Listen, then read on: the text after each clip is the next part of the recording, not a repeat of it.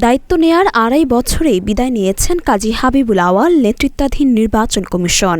বৃহস্পতিবার সংবাদ সম্মেলন করে আনুষ্ঠানিকভাবে পদত্যাগপত্র জমা দেন তারা। 250-টিরও বেশি ডিজাইন অপশন নিয়ে ওয়ালটন স্মার্ট ফ্রিজ, বোঝে আপনার প্রয়োজন। ইসি সচিব শফিউল আজিম পদত্যাগপত্র গ্রহণ করেন। পরিশেষে আপনাদের অবহিত করতে চাই, আমি সহ মাননীয় কমিশনারগণ দেশের পরিবর্তিত বিরাজিত অবস্থায় পদত্যাগ করতে মনস্থির করেছি। আমরা উদ্যোগী পদত্যাগপত্র মহামান্য রাষ্ট্রপতির সমীপে উপস্থাপনের নিমিত্ত কমিশনের সচিব মহোদয়ের হাতে দেব। পদত্যাগ করে বন্ধুর গাড়িতে ইসি ছাড়েন হাবিবুল আওয়াল। এদিন তিনি নিরাপত্তার সুবিধা নিলেও সরকারি গাড়ির সুবিধা নেননি। বন্ধুর পুরনো মডেলের সাদা রঙের একটি গাড়িতেই ইসি ছাড়েন সিইসি।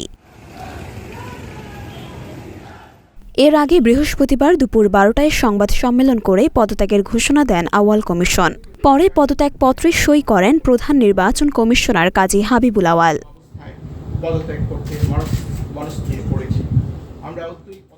2022 সালের 26শে ফেব্রুয়ারি সিইসি হিসেবে নিয়োগ পান সাবেক সিনিয়র সচিব কাজী হাবিবুল আওয়াল।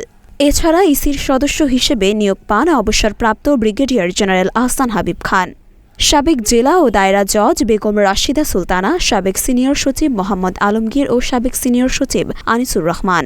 তারা নিয়োগের একদিন পর তৎকালীন প্রধান বিচারপতি হাসান ফয়েজ সিদ্দিকীর কাছে শপথ নেন। ওই কমিশনের অধীনেই দ্বাদশ জাতীয় সংসদ নির্বাচন অনুষ্ঠিত হয়। সে নির্বাচনটি বিএনপি ও তাদের সমমনা রাজনৈতিক দলগুলো বর্জন করে। মরিয়ম মিম, ঢাকা পোস্ট।